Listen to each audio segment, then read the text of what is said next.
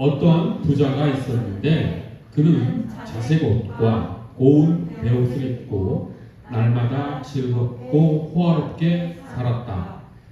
그런데 그 집 대문 앞에는 나사로라 하는 거지 하나가 헌데투성이 몸으로 누워서 그 부자의 상에서 떨어지는 부스러기로 배를 채우려고 하였다.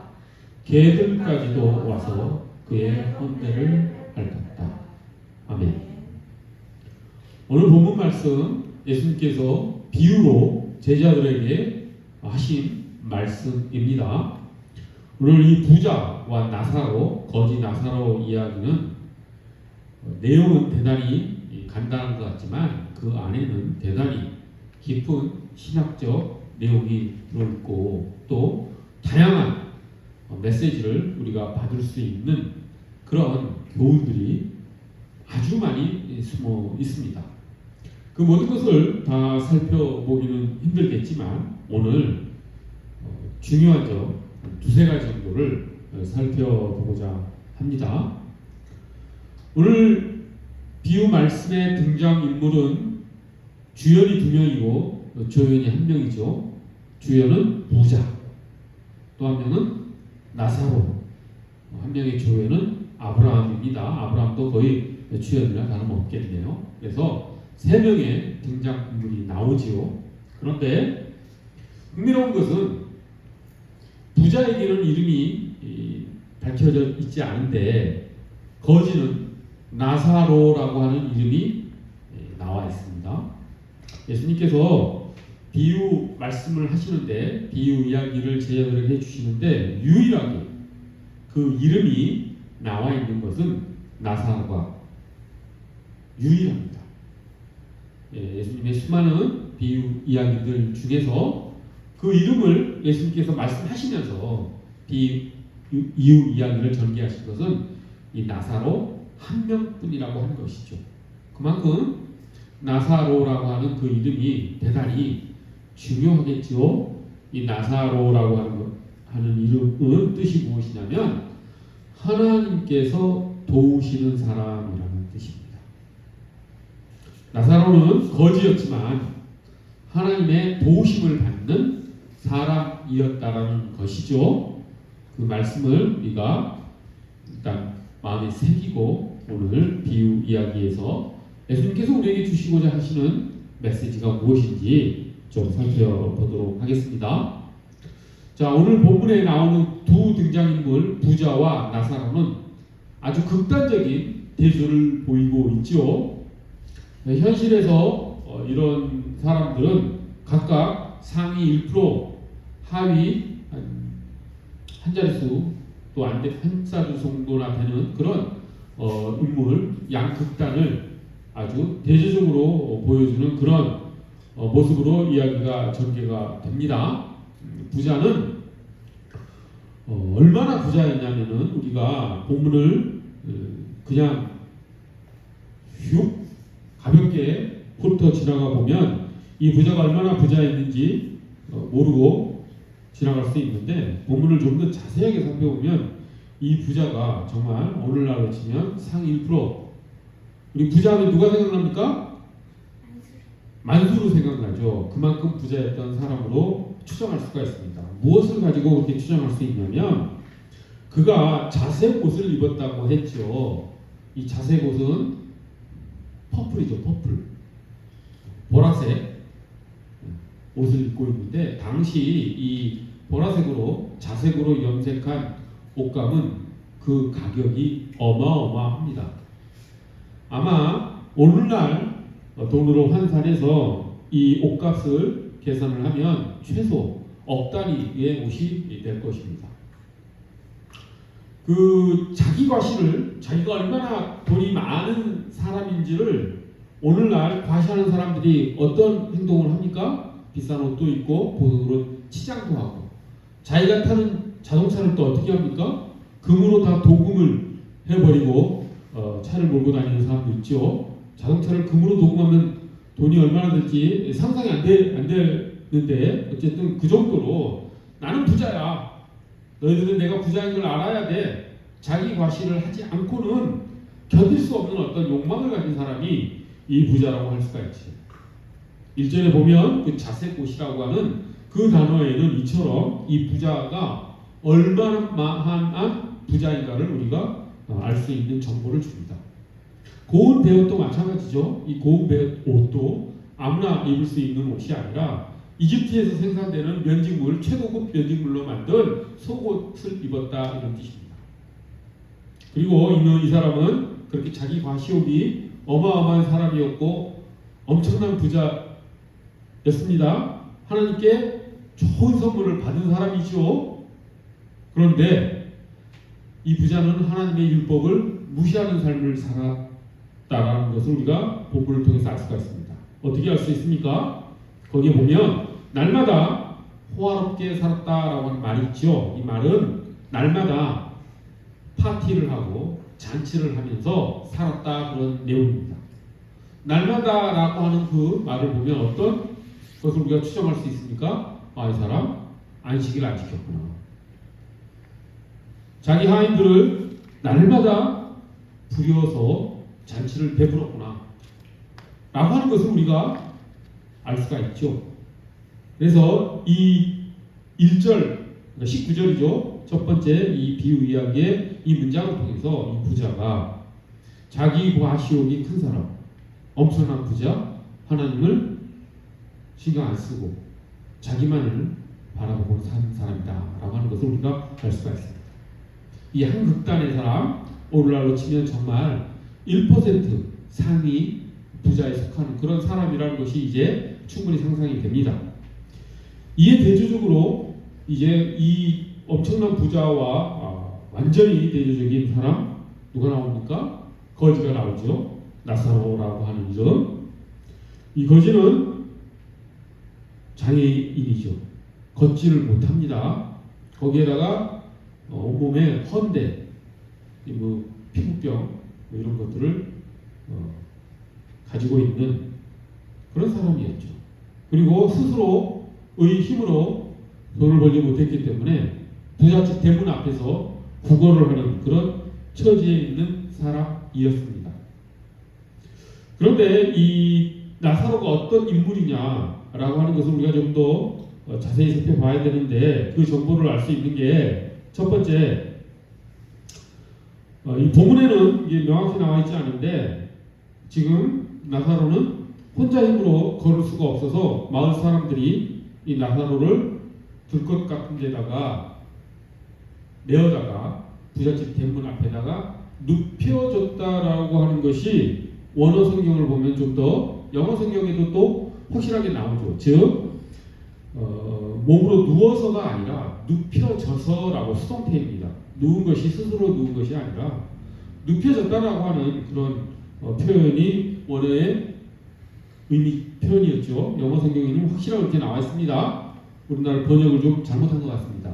즉 그것은 무슨 소리입니까? 나사로가 마을 사람들의 그래도 돌봄을 받고 마을 사람들의 도움으로 부잣집 대문 앞까지 가서 그래도 끼니를 해결할 수 있을 정도의 도움을 받는 그런 형편은 되었다. 이 중동지방, 여기는 예수님께서 공생애를 지내신 이 이스라엘 지역은 오늘날 중동 지역이죠. 그 지역에는 이처럼 자기 노동력이 없고 가난한 사람들은 어쩔 수 없이 오늘날도 그런 것들이 많이 나오는데 그 당시 예수님 당시에도 상당히 이런 구걸하는 그런 사람들이 많이 있었죠. 아마 아랍 지역에 오늘날도 여행하는 사람들은 외국인 관광객들에게 다가가서 아주 간절하게 구걸하는 그런 가난한 아랍 사람들을 아주 많이 목격하게 될 것입니다. 그런 식으로 이 나사로는 아주 형편이 안 좋은 그런 상황 속에 있는 사람이었던 것이죠. 그 부자와 이 나사로는 정말 극단적으로 대비됩니다. 그런데 이 나사로는 부자와 달리 아주 온유한 사람이었다라고 하는 정보도 우리는 본문을 잘 살펴보면 알 수가 있습니다. 무엇을 보고 알 수가 있냐면 거기 보면 개들이 와서 멍멍이죠. 멍멍이가 와서 이 나사로의 그 상처, 헌대를 핥았다 이렇게 되어 있죠. 이건 무슨 소리입니까? 걔들은 자기가 애정하는 대상이 아니면 절대로 혀로 그 대상을 핥지 않지요. 즉 걔들은 이 나사로를 애정했기 때문에 지금 나사로에게 다가가서 핥아 주었다라고 하는 것을 우리가 알 수가 있습니다. 당시 이 예수님이 활동하시던 이 이스라엘 지역에서 개는 당시 이스라엘 사람들이 부정한 동물로 여겼습니다. 돼지하고 개는 이스라엘 사람들이 아주 부정한 동물로 이렇게 취급하는 그런 동물이었죠. 그래서 이 개를 키운다라고 하는 것은 반려견 이런 개념이 없습니다. 당시에는 경비견이거나 아니면은 떠돌이개 둘 중에 하나였던 것이죠. 그런데 곰곰이 생각해 보면 이 개들이 떠돌이 개였을 확률은 없습니다. 왜냐하면 장소가 부잣집 대문 앞이죠. 그러면은 그 부잣집, 이 부자의 손님으로 파티 참석자들이 이 대문 앞으로 왔다 갔다 할 텐데 떠돌이 개들이 그 손님들을 위협할 수도 있는 환경을 그 부자의 하인들이 가만히 두지 않았겠죠. 아마 내쫓아 버렸을 것입니다. 죽일 수도 있었겠죠. 거기서 떠돌이 개일 확률은 없습니다. 그렇다고 한다면 이 개들은 경비견이었겠죠. 부잣집을 지키는. 그런데 이 부잣집, 이 경비견들이 이 나사로에게 가서 상처를 핥아줬다라고 하는 것은 이 나사로가 가지고 있는 어떤 온유함이 이 동물에게도 전해져서 동물들이 이 나사로를 애정한 것이다라고 우리는 충분히 추론해낼 수가 있죠. 그래서 우리는 이 나사로가 우리가 언뜻 보기에는 그냥 거지에 불과한 것 같은데 이런 식으로 추정에 들어가 보면 이 나사로가 자신이 그런 비참한 상황 속에서도 하나님께 불평, 불망, 원망하지 않고 자기의 처지를 인정하고 그리고 그것을 버티며 이렇게 지낸 사람이다라고 하는 것을 알 수가 있죠. 우리가 고린도전서 13장에 사랑을 정의하고 있습니다. 이 나사로는 그 사랑에 걸맞는 행동을 했던 사람이라고 하는 것이죠. 고린도전서는 사랑에 대한 정의를 어떻게 시작합니까? 사랑은 오래 참고로 시작하죠. 나사로는 오래 참았던 사람이라는 것이죠. 그리고 무엇으로 이어집니까? 온유하며 이렇게 나오죠. 그 오래 참음이 뭘로 열매 맺었습니까? 온유함으로 열매 맺었다라고 하는 것이죠. 그리고 고린도전서 13장 4절에서 7절까지가 사랑에 대한 정의 구절인데 마지막에 어떻게 끝납니까? 사랑은 모든 것을 견딘다라고 말하고 있죠. 이 나사로는 이 땅에 살면서 하나님이 자기에게 준 고난 속에서 하나님을 바라보면서 믿음을 가지고 오래 참고 모든 것을 견디며 온유하게 지냈던 사람이라고 하는 것을 우리가 걔들이 와서 그 상처를 핥았다라고 하는 문장을 통해서 우리가 추론해낼 수 있는 것이죠. 그리고 우리가 이제 본문을 이렇게 쭉 이어나가 보면 이 본문이 크게 2부작으로 구성되어 있죠. 1부는 오늘 본문 19절에서 21절 부자와 거짓 나사로가 있었고 각각 아주 한 명은 호화롭게 살았고 또 한 명은 아주 비참하게 구걸하면서 살았고 라고 하는 것이 1부 내용이라고 한다면 2부 내용은 무엇입니까? 이제 둘이 다 죽습니다. 그래서 이제 각각 이제 죽은 다음의 세상으로 가게 되는데 나사로는 천국으로 가죠. 그래서 아브라함과 같은 식탁에 그 당시 문화는 식탁에서 식사를 할 때 약간 비스듬히 이렇게 누워서 식사하는 그런 문화였었죠. 그래서 아브라함과 같은 그런 식탁에서 마치 최후의 만찬 때 사도 요한이 예수님 가까이 가슴가에 이렇게 누워서 식사를 했던 것처럼 나사로가 아브라함 바로 옆에서 식사를 하고 있는 그런 모습을 보여줍니다. 즉 천국에 갔다는 뜻이죠. 그리고 아브라함이 이 나사로를 아주 귀하게 대접하는 모습을 우리가 알 수가 있습니다. 하지만 이 부자는 어떻게 됩니까? 지옥으로 가지요. 지옥에서 불 속에서 아주 고통을 당하고 있는 모습을 우리가 본문에서 확인할 수가 있습니다. 그래서 이제 부자는 자기가 너무 고통스러운데 눈을 들어 보니까 나사로가 아브라함의 품에 있으면서 아주 하나님의 위로를 받고 평안히 사는 모습을 보고 이 부자가 어떻게 합니까?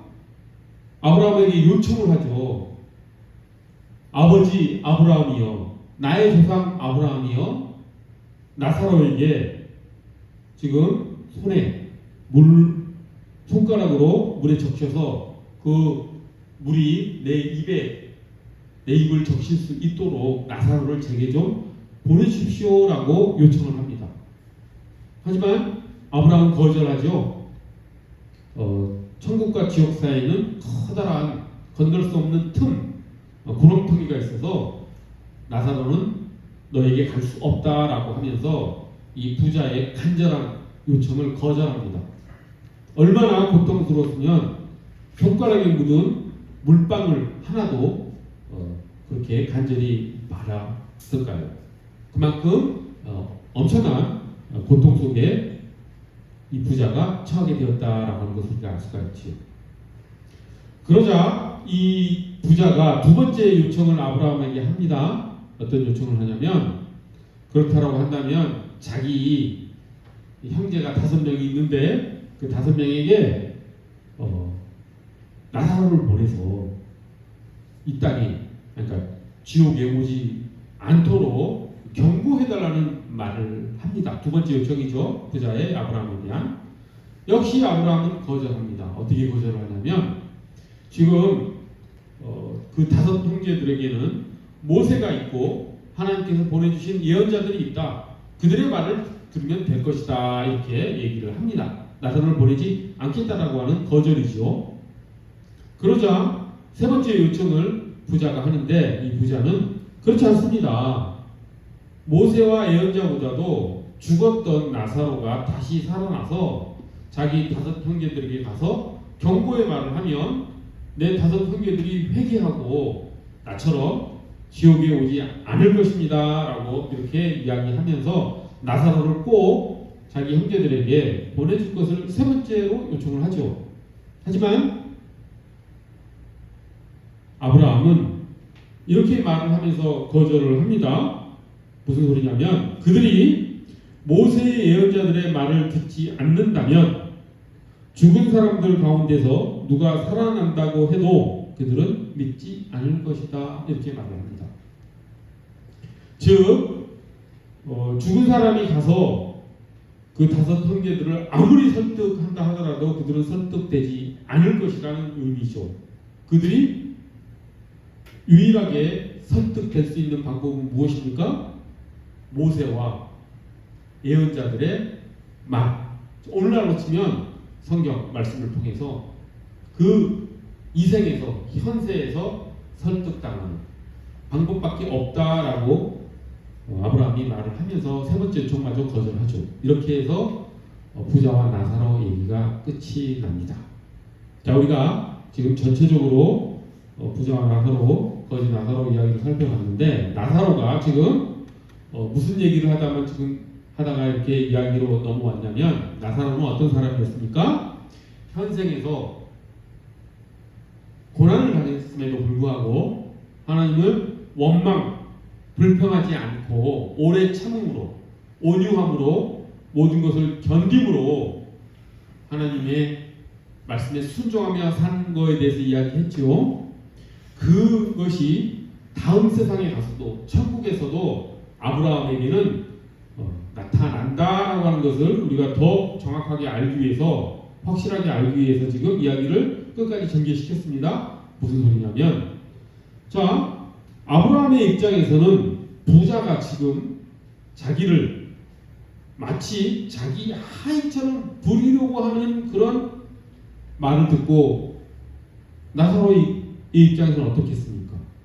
대단히 화가 날 수가 있죠.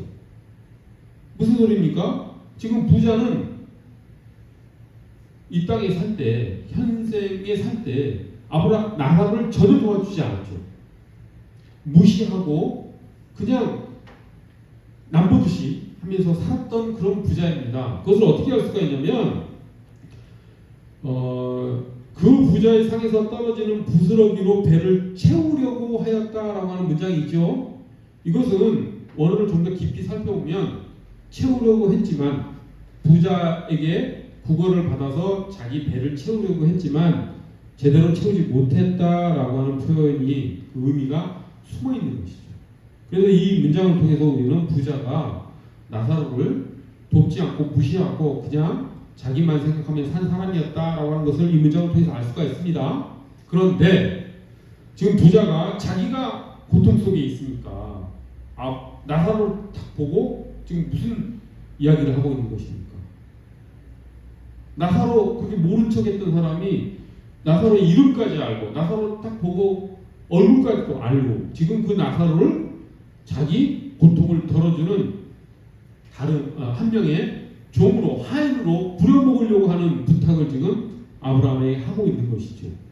그런 소리를 들었을 때 보통의 성정을 가진 사람들은 어떤 마음이 듭니까? 화가 나죠. 네가 이 세상에 살 때는 나를 본체만 취하고 내가 굶주려 있을 때 나에게 너 상에서 떨어지는 부스러기 음식도 주지 않았던, 제대로 주지 않았던 내가 지금 나에게 물을 적셔다가 너 입에 달라고 참으로 염치 없는 놈이구나 라고 생각하면서 또 직접 말을 하면서 화를 낼 수도 있는 상황이었지만 본문을 보면 나사로는 아무 말도 하지 않습니다. 즉 나사로는 또 참은 것이죠. 또 사랑의 열매를 맺은 것이죠. 고린도전서 13장 4절에 7절 다시 생각해 보십시오. 사랑은 무엇이라고 했습니까? 오래 참고. 사랑은 모든 것을 견딘다고 했습니다. 사랑은 성내지 않는 것이라고 했습니다.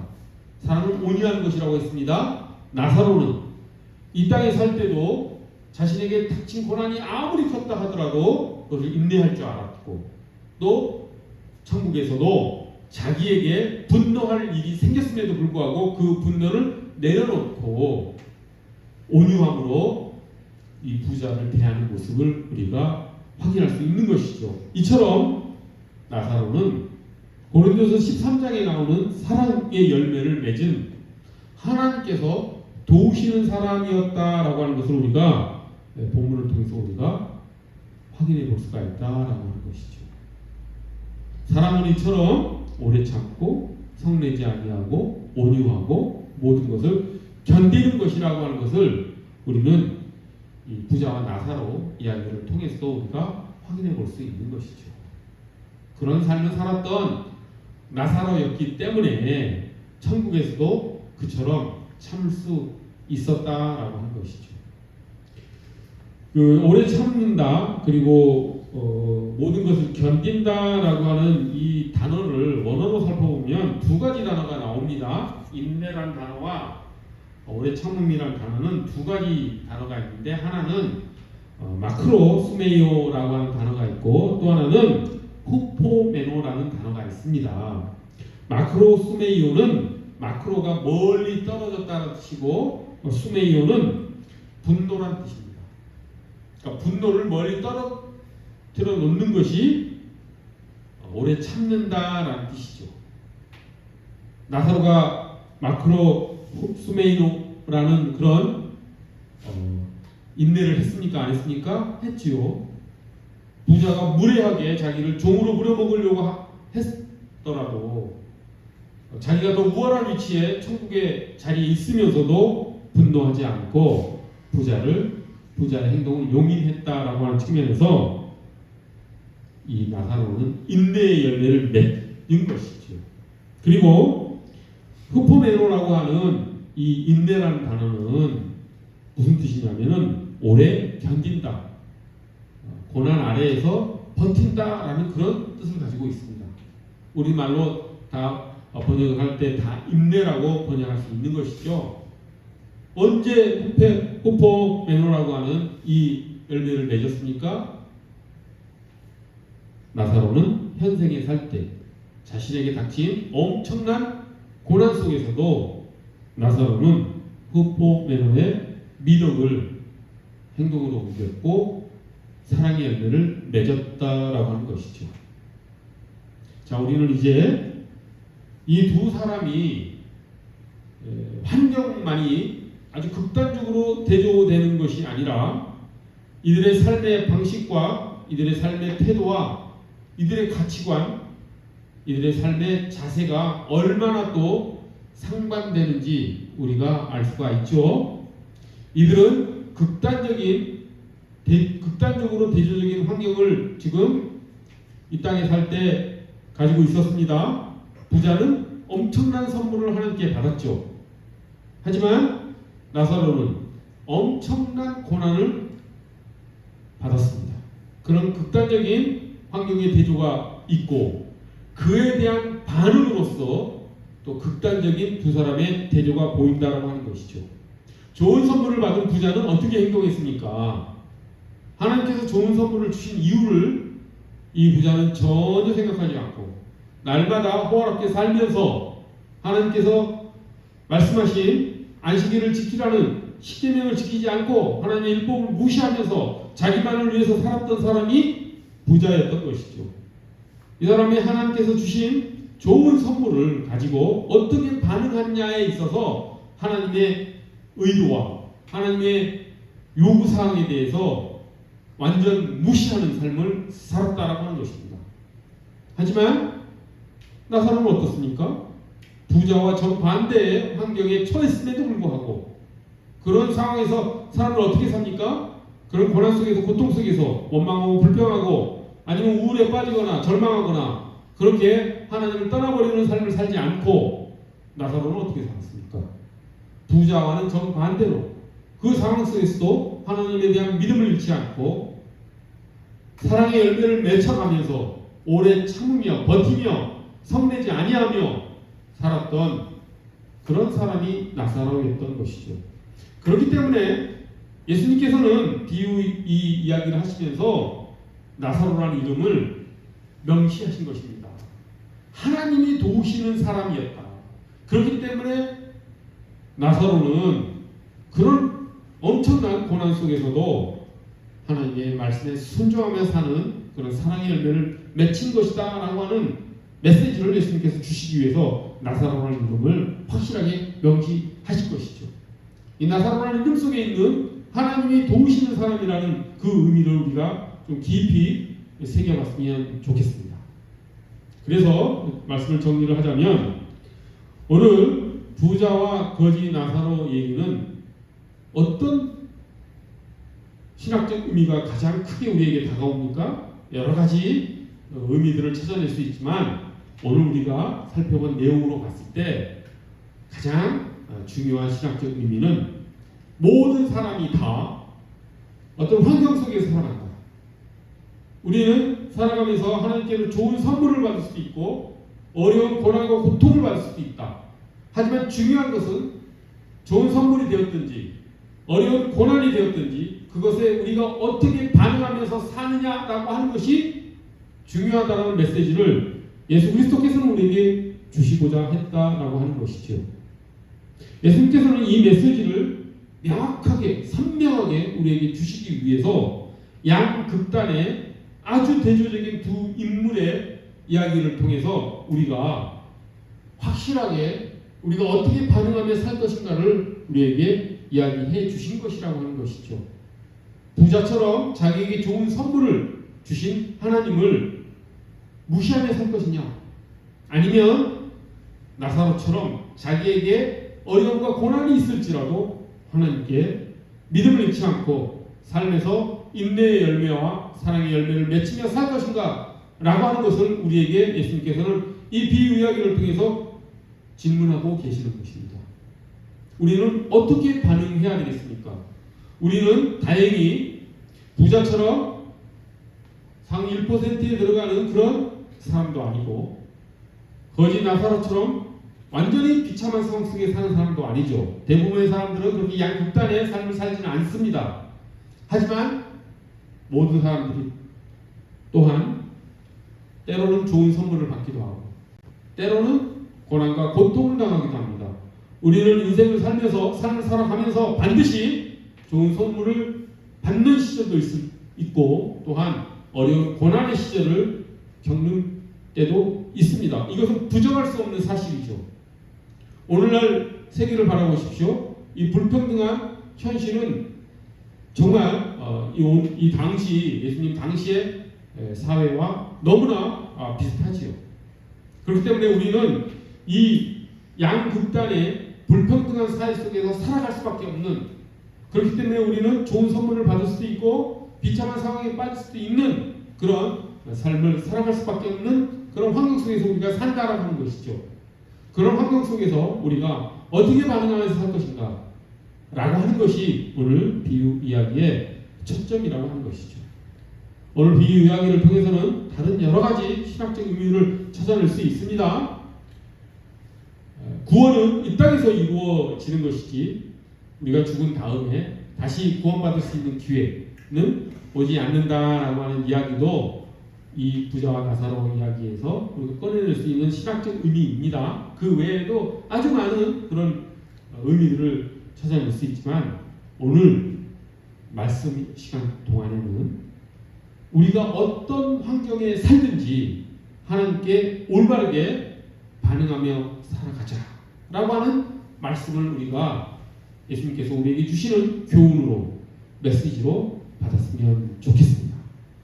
정말 하나님이 도우시는 사람 나사로 이를 생각하면서 하나님께서 도우시는 사람이 내가 되기를, 하나님이 도우시는 사람 다음에 나사로 플러스 내 이름이 거기에 적힐 수 있도록 하나님이 도우시는 사람 땡땡땡이라고 하는 그 이름 속에 내가 들어가기를, 그럼으로써 어떤 상황에서도 우리가 인내하고 버티며 사랑의 열매를 맺혀 나가는 하나님의 참된 제자, 하나님의 신실한 백성, 하나님의 사랑스러운 자녀 되기를 간절히 소원합니다.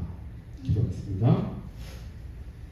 거룩하고 자비로우신 하나님 아버지, 하나님께서 저희에게 때로는 좋은 선물을 주시기도 하시고 또한 저희에게 어려운 고난을 겪기도 하십니다.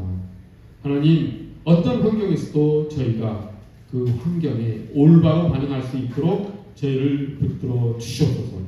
하나님께서 저희에게 자유의지를 주사 저희가 어떻게 그 상황에 환경에 반응할지에 대한 선택권을 저희에게 주셨습니다.